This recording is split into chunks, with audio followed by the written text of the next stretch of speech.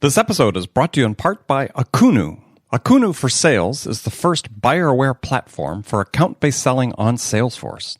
Akunu integrates your sales process with buyer behavior to verify buyer-seller alignment and increase confidence in the status of your deals.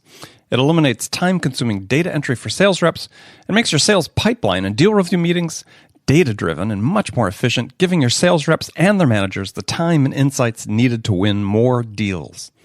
So do you know how your deal review process stacks up against other B2B sales organizations? Visit akunu.com/accelerate to access Akunu's benchmark report revealing the deal review habits of B2B sales managers and tips for managing deal reviews.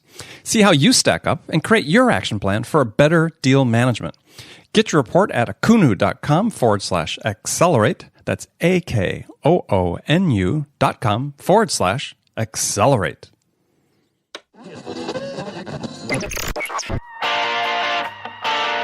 It's time to accelerate. Hey friends, this is Andy. Welcome to episode 571 of Accelerate, the sales podcast of record. My guest on the show today is Rick Nucci. Rick is the co-founder and CEO of Guru. And our conversation today is going to be about sales enablement. And this is a topic, as many people know, is a topic of growing importance in today's complex sales environment. And Rick and I are going to dive into what sales enablement really is and talk about how effective sales enablement can help to elevate the productivity of your sales team.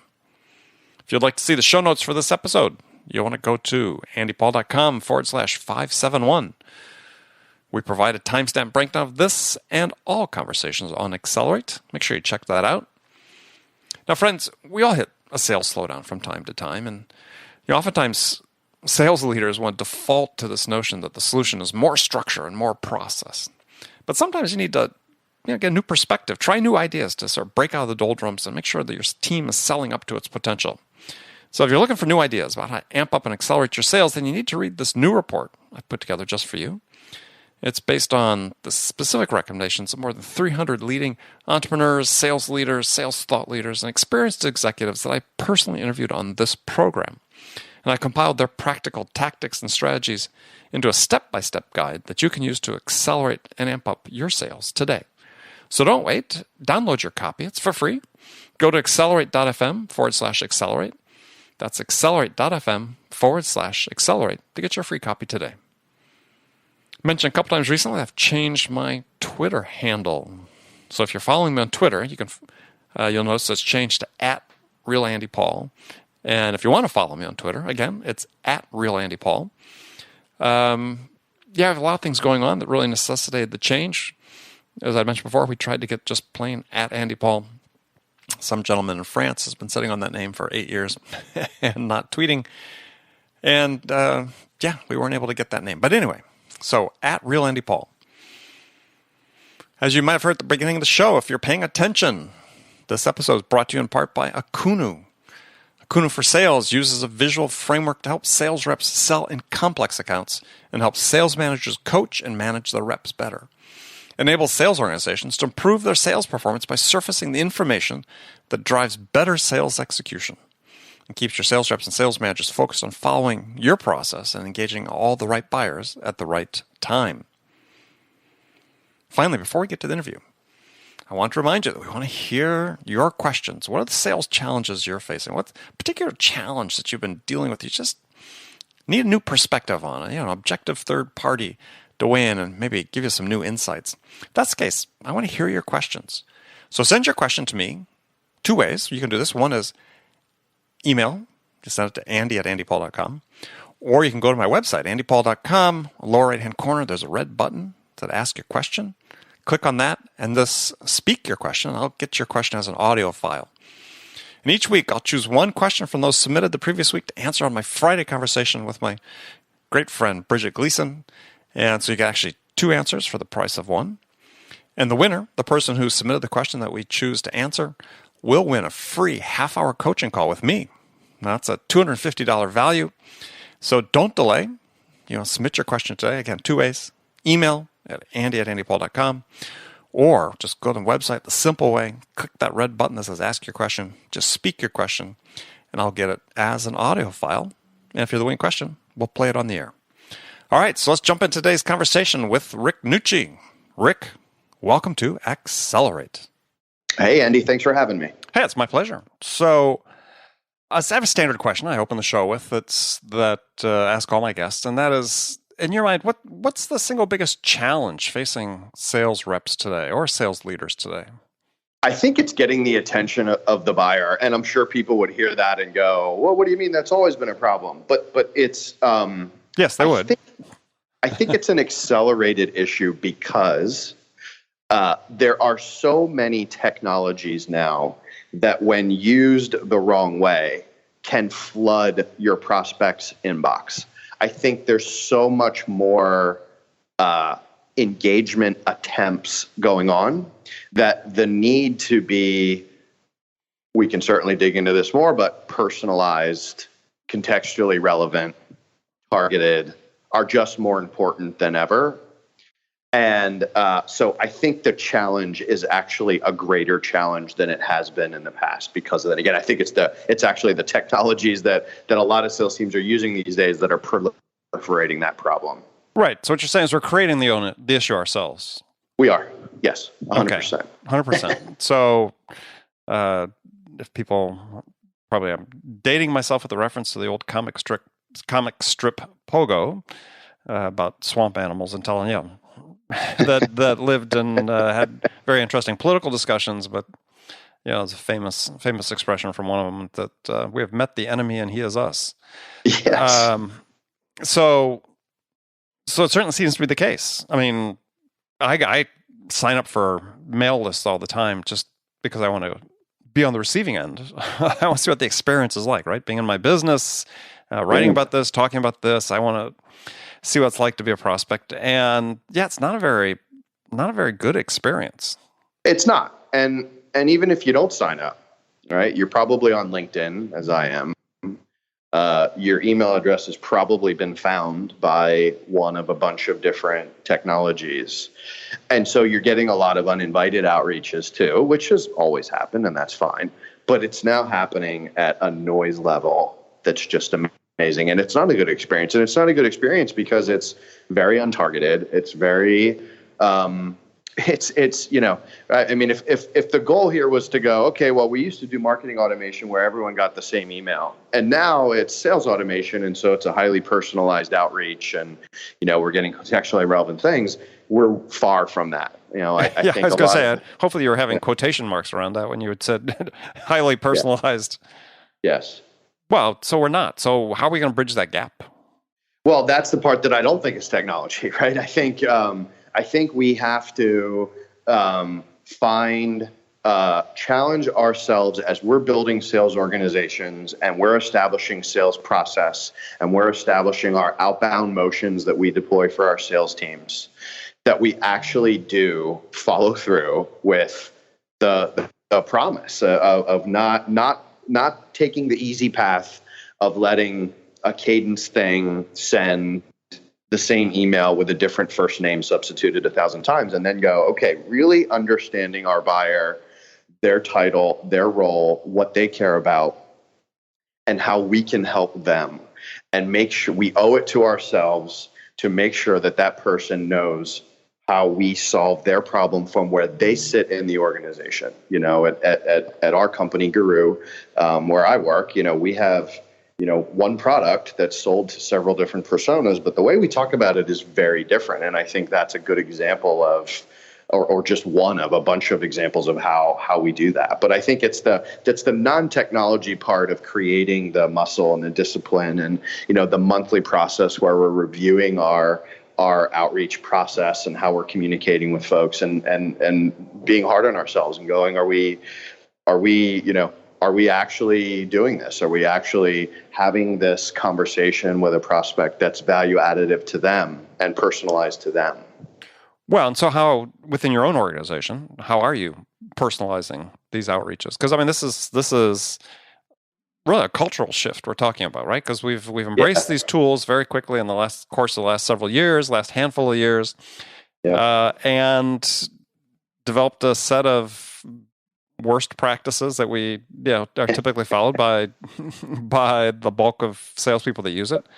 in sales organizations. So how do we break that? Because the basic conflict with it is, what's gone hand in hand with the ability to do this type of outreach on a mass basis is that now people are chartered and measured on doing these mass outreaches. Yes. Excellent point there. So I'll share 3 things we do that I think our team has done an awesome job of instituting. One, which is what you just said, is how you measure. So I don't think the right metric for an SDR is volume of outreaches. I think it's wrong. I think the solution starts with how you measure the performance of your SDRs, and I believe, and I learned this from my sales leader at Guru, that it's about quality. It's about not how many emails did you send this month. It's how many qualified appointments did you get this month, or whatever that success metric of the ADR is or SDR is on the other side of the conversion there. That's the one to focus in on. And we literally stopped any form of volume-based compensation. When I say volume, I mean top of the funnel. How many things are you sending out? Because I think you're just really trying to make sure they're working a lot in the day by doing that. It's really all that is. But the really big problem with that is I think it encourages this behavior we're talking about. So that's the first thing. Well, I think it's not just trying to make sure people are working. I think it's somehow this sort of blind faith in the fact that if we send 1,000 emails, then sending 2,000 must be twice as good. That's right. Exactly. Absolutely right. And I think that's just flawed thinking. I think it's much more. The extreme version of what I'm saying is you almost want your sales team thinking like product managers, right? Good product managers and product marketers are extraordinarily persona focused. They're so focused on who's using my product, how are they using it, why do they use it, what problems does it solve. It's interesting is that's a lot of the exact same questions that good salespeople know how to answer, and then form that into their initial outreaches, right? So it's a very related concept in a lot of ways. You're just doing it at scale, obviously. Mm-hmm. So that was the first one. So second one, we don't allow any outbound email to be sent from a template. So every first email to someone that we're contacting has to be written bespoke by the rep.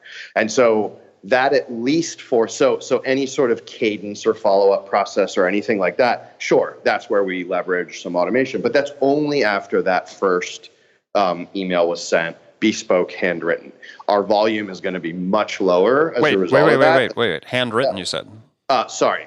Typed into their browser, okay. Not a handwritten note, typed into their browser, but written by a human, right? Okay. Not a template, the only thing different is their first name. All right. But I guess the question for me is, that's great. I love the sound of that, but is that you can then start the cadence like right away, or is it, hey, we have to get a response to that first email first before we can initiate the rest of the cadence? We're always looking for a response before we initiate the cadence. Yes. We'll leverage cadences if you request a demo from us. We'll remind you a few times that you asked for that. If you reply to us, there's usually paths we'll take based on what you say. Sure. I'm not interested. We have this, we have that.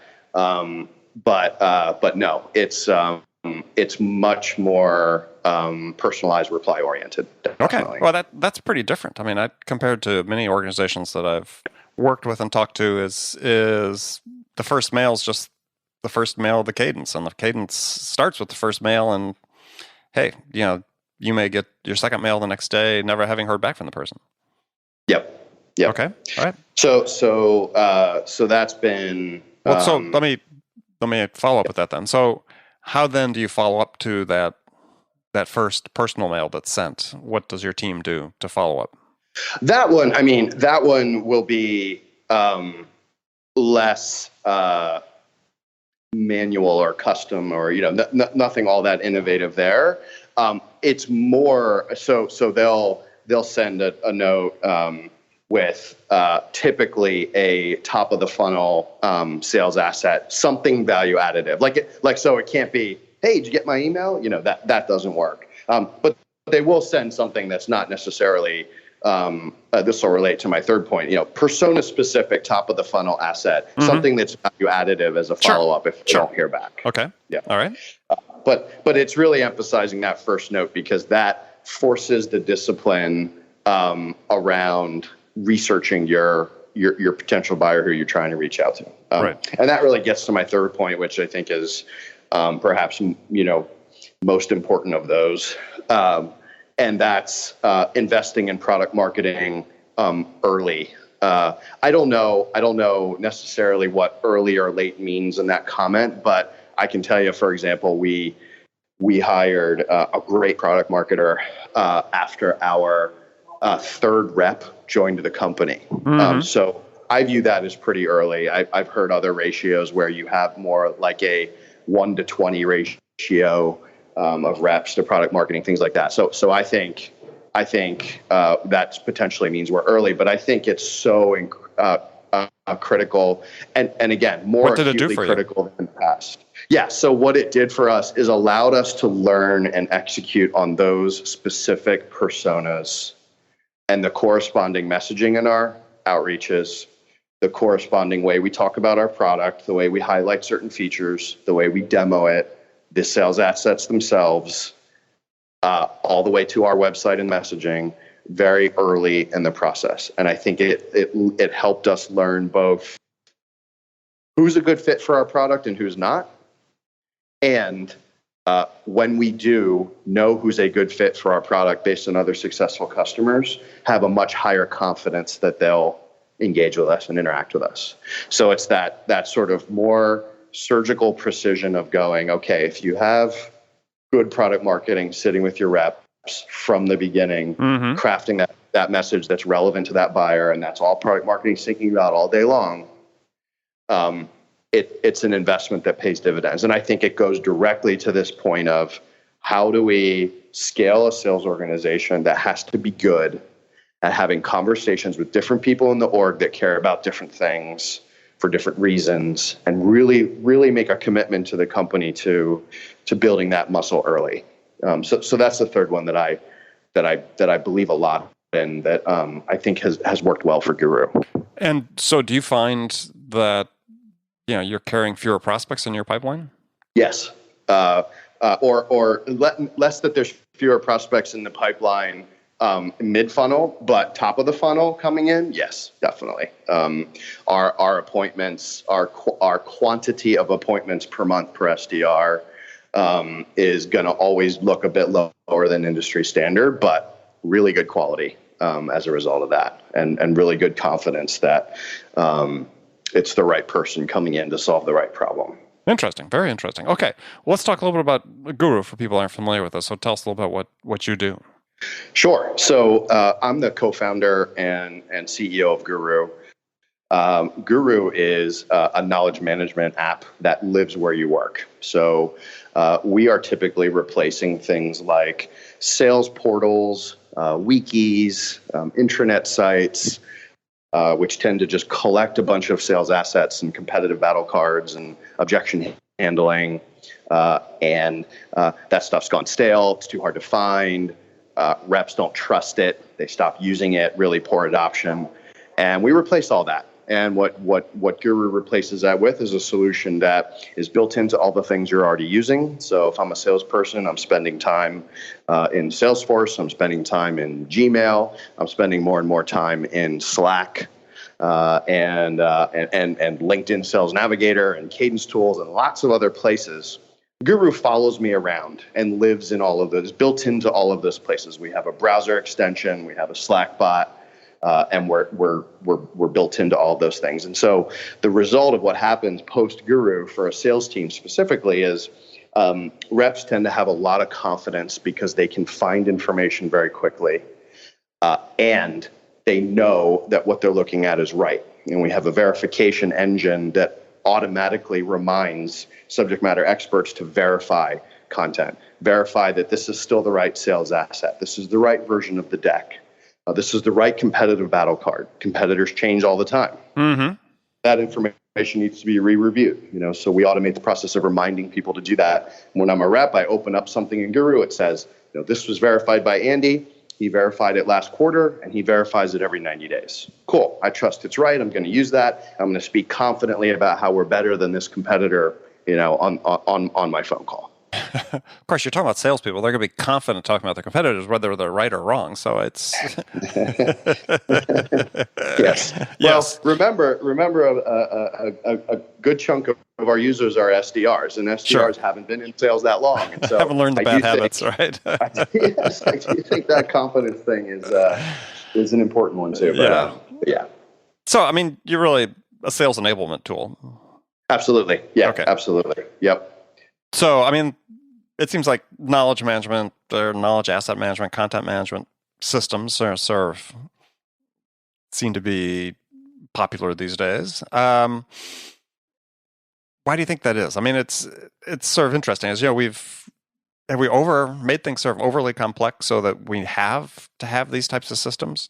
I mean, I was just talking to someone recently we talked about earlier about creating our own problem, creating the complexity. And I was talking to someone earlier today that sort of agreed with that. As, we're creating functions within sales enablement perhaps being among those, that are really sort of necessity because we created all this complexity ourselves. Yeah, that's a little depressing, but yes, I think yes, you could absolutely make the argument that if you believe that it's more important ever to be personalized in how you sell and educate your customers, and you hold that to be a true statement, then what follows behind that is the way you enable your reps to be able to do that well increases in complexity 100%. There's also the statement that I think a lot of people believe too, which is that buyers educate themselves a lot more before they talk to a salesperson for the first time than they used to. I do believe that as well. Right. That only ups the ante of how informed and educated a rep needs to be in order to have that conversation.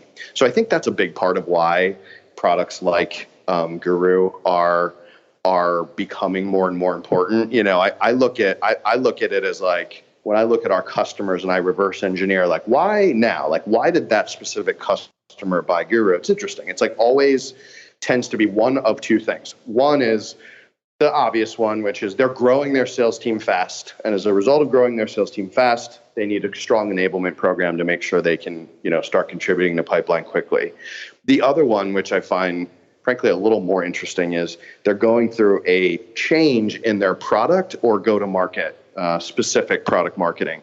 And it's a substantial change. So they're either launching a new product or they're revamping how they talk about or go to market with that product. And so, for example, one of our customers, Optimizely, for years was selling A/B testing to one type of buyer, pretty straightforward sales process. And last summer began their shift to begin offering solutions to 4 different personas, and it's called Optimizely X, and it's their new platform, and they were coming to market with that towards the end of last year. So every rep on the team went from having to know how to have one conversation with one type of persona to how to have 4 different conversations with 4 different types of folks. It led to 4 different categories of sales assets. It led to 4 different categories of competitors, because there's different ways that people solve that problem based on who you're talking to and how they think about the problem. So it, to your point, created this complexity. It was a necessary one, but it upped the ante and criticality of going, hey, these reps have to have this stuff at their fingertips. It's not something where we can expect them to have it all memorized, and it changes a lot. The dynamics of all those things change now across 4 different dimensions. So that product launch one is a super interesting one for me. Is like, okay, this seems to be happening more and more. We always ship new products a lot, but this point of getting smarter about how we sell, learning more, and then revamping how we actually take that to market. And that tends to drive the need for Guru pretty often. Yeah, I mean, certainly understand the complexity of it is part of the artifact, though, that of what's happening is that people talk about how sometimes we're overwhelming sales reps with all this information, all the content, all the options that are available. But at the same token, it seems like we're creating sort of the scenario where like life becomes sort of an open book test, right? That they really don't have to, in some respects, don't have to know anything because everything they need to know is sort of at their fingertips. So I think making it easier to find it. Yes, I think that's. But are people not learning it as a result? I mean, that's my concern. And I hear this coming back to me from people we talk to on the show and so on, is that this whole concern about, you ask, so what's the big problem reps face? I asked you that question earlier. Probably one of the more common answers we get when I ask that question is not understanding the customer. I'm like, okay, well, that's so interesting. Now we've got more tools, more content available than ever, but is the fact that they know where to get, since they know where to get it, they're not really learning it? Know what I mean? Totally. Well, there's understanding the customer and there's understanding the product. And right. And so a lot of the things I'm talking about are understanding the product. And I think even the best intentioned salesperson, at least for our customers, we're talking about reasonably complex products where it's not necessarily appropriate or feasible that they're going to learn it to the depth that they need. Or, I'm a rep, I sell a product that integrates with a lot of different things. Well, I need to, and I get hit with, how do you integrate with X? Well, I should be able to pull up that answer, right? That's a pretty common answer. I shouldn't have to bug my engineers with how we integrate with X, right? So I think there's a lot of buckets of knowledge where it's not necessarily feasible to learn it. But to your point, my top 3 competitors, yes, I should not have to pull up a guru card after the 17th time and just read off of it, like a script. I should know it. I should be able to deliver that in person when I don't have something coaching me. I should know that. So certainly the responsibility's there. I definitely agree with you. I just remember reading I attended a webinar, viewed a webinar, a recorded webinar. And one of the data points they're saying is that fully enabled sellers, I remember if I got this correctly, like 52% better at understanding what content to use, when to use it, and who to use it with. And I was thinking, well, isn't that really what top performers know how to do? Yes, absolutely. But I think the challenge becomes, going back to my 4 personas example, right? Like, a lot harder when you're talking about having to do that across 4 different folks, and even harder when those assets are changing all the time. And as a result of changing all the time, how do you make sure you're using the right one? But to your point, yes, I think the content problem gets overstated a little bit. There's a lot of folks who I think probably frame sales enablement as, how do I make sure I get the right data sheet to the rep and tell them when to use it? I think there's a lot more to it than that. I think so too. Yeah, I think but you're right. I think that's sort of a fixation right now. It's a fixation. And it seems like a problem that AI is beginning to solve and will solve more fully soon. Totally. And it just won't be.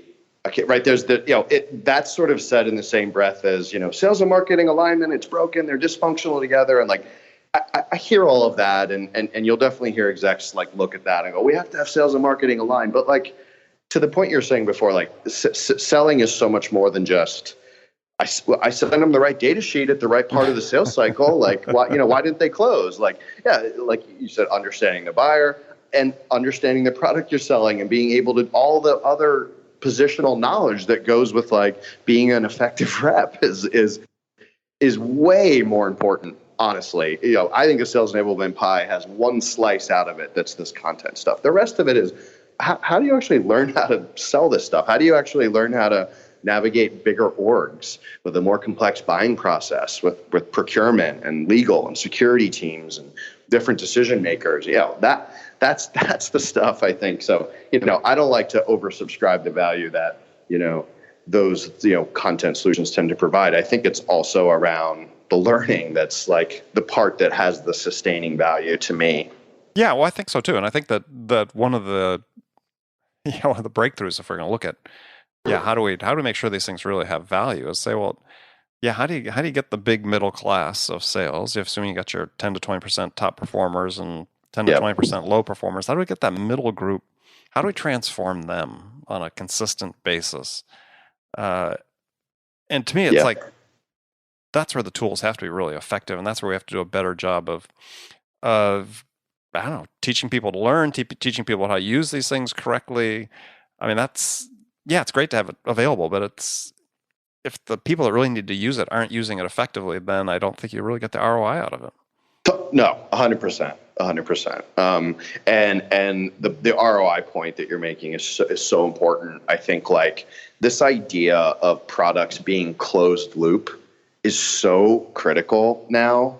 Like we used to buy products and there was no analytics. There was nothing that told you like the impact the product was having. You just like started using it. Mm-hmm. And like we'll replace things like wiki sites and we'll talk to customers and we'll be like, well, like, does your team use it? And they'll be like, we don't know. We'll be like, what do you mean you don't know? Like, well, there's no analytics. We can't tell who's logging in. Like, we don't really know.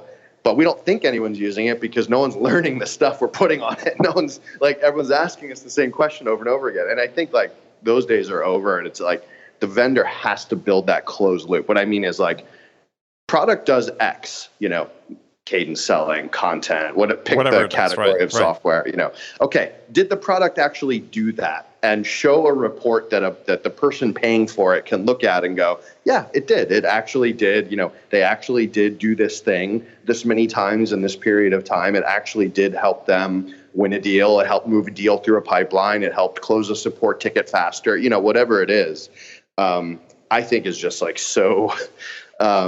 Such a critical feature now that has to be part of any solution. Anything in sales tech, marketing tech, support technology, like anything that's like helping a customer-facing org do things better. Probably even more than that, but certainly in those areas, like just so important now. Well, I think though that the thing that I haven't seen though, and I keep asking guests on the show is I haven't seen data that says, okay, that we're doing with all these tools that we have, that we're doing better than we would if we didn't have the tools. I mean, sort of ostensibly the reports you see about, quota attainment, which again is not necessarily the the keystone of all measurements, but just using that as one example, or close rates, B2B close rates as Forrester reports and so on going down. It's like, okay, well, yeah, tools are great. I love them. I use them, but I can't swear that I'm selling more because of it. Right. Or the maybe perhaps tired analogy of the vitamin versus the pain pill, or like how do you actually measure the impact? I'm with you, man. I think it's loose. I think one that we have focused on at Guru for our business and our customer that I think is a good one, frankly, is time to pipeline contribution. So the one category where someone's growing their sales team and they need Guru to help them scale and onboard those reps faster, we can actually measure if we're doing that. So because we track all of the engagement and activities that reps take and tie it back to Salesforce, we can actually tell them, hey, here's how long it takes these reps to start doing meaningful activities. Specifically, what I mean by that is pipeline contribution activities. And then you can benchmark that against the sales org that wasn't using Guru before, or if it's a bigger company, this department isn't using Guru and this one is. So I think that time to pipeline is a good one because it's tied directly to an outcome that every sales leader is thinking about, which is that onboarding time. That's such a cost. And then if you're in a market where you're hiring reps in a high turnover geography, that onboarding time becomes even more sensitive because you're dealing with it, 1.3 times or 1.5 times because you have unexpected churn of reps who are doing well. And that's been a good one we've done that I think has gotten customers excited because it does tie to an outcome that they're actually running their business around. But for it to have long-term value, though, is then you have to extend it beyond the onboarding to say, as a result, A, the employee performed at a certain level which is acceptable, and B, they stayed on longer. Yes, exactly. If we could onboard more quickly, but if they turn over quickly, then we don't really get the value out of it. So that's totally. Sort of things I'm talking about in terms of outcomes. I get that with the onboarding, makes a ton of sense, and it's a great way to use a tool like that. But then also, once they're up to a certain level of proficiency, are they more proficient using any one tool, not necessarily yours, but any one tool? Are they suddenly more proficient? Are they able to help the customers, accelerate, build the trusted relationship, and help the customers accelerate their decision making? and achieve better outcomes personally. I want to see that data. Yeah, I'm still hoping somebody will do something and show that. Yeah, I think we're getting there. I mean, I think the technology like Fabric is there to do that now, which is cool because I think one really important one important thing you need to do what you're talking about is being in the rep's workflow. Like, I think what doesn't work is to try to solve that. And this is how we used to approach this. Like, manually log in as a rep, log your call, log what you did this time, log what you did. That's the classic fail of a lot of this, is expecting that someone will log into a CRM and type it in. The good news is I think the shift that's happening should get us to a data exhaust that can measure the stuff you're after there is, how can I just gather signals about what the rep's doing without them having to actually do anything, right? So you're seeing technologies now that monitor phone conversations without you having to do anything, right? A bot joins the call and listens in on the call and gives you, analysis. And, you see Slack bots now that can very elegantly allow you to update your pipeline as deals move through. Those are the types of things I think that you then can look back and go, okay, now I can take all of that behavior data, combine it with the CRM data of the actual deals in the pipeline, because you at least know that that's going to be in there because reps won't get paid without it. And then you can marry that together. And I think that gets to the panacea you're describing there, which is like, all right, let's look back at last quarter. Like, did the team actually perform better? And like, let's not be anecdotal about it. Let's actually be data-driven about that answer. Well, I think data-driven, using all the dimensions that are available to sellers, right? I mean, not just, hey, as you said, volume of things, which aren't the most reliable, or quality, but also time, right? Yeah. I mean, how much time did it take? I mean, we measure velocity, but to me, that's sort of a false measure as opposed to the aggregate amount of time it takes to close a deal, for instance. Yep. I mean, because to me, it almost doesn't matter, in one matter, you think about it, almost doesn't matter really how long in duration it takes to close a deal, as much as how much of your time and money you had to invest to close it. Yeah, well said. I was just about to add that. Yeah, I think you can manage around a longer sales cycle from it started this date and ended this date, but what was the labor burden of actually getting that thing done? And how much time do we spend answering that security questionnaire that the prospect sent us, and we had to go bother 10 different people across the org to get it all answered, and how do we actually improve that efficiency there, and relieve that burden of the internal expert distraction. Yeah, totally, man. I think that's a smart way to look at it. Wow. Okay. With that validation, it's time to end. Not many people call me smart on this show, so that's good. Well, Rick, it's been great talking to you. And tell people they can find out more about Guru and get in touch with you. Absolutely. Yeah. We are at getguru.com, GETGURU.com. And you can absolutely learn more about the product, check out videos, sign up for a trial. We'd love to chat and educate you on how we can help. I appreciate the time, Andy. Hey, it's been a pleasure. I look forward to having you back on the show again. So, hey, friends, thanks for joining us as well. Make sure you come back, check out another great episode of Accelerate.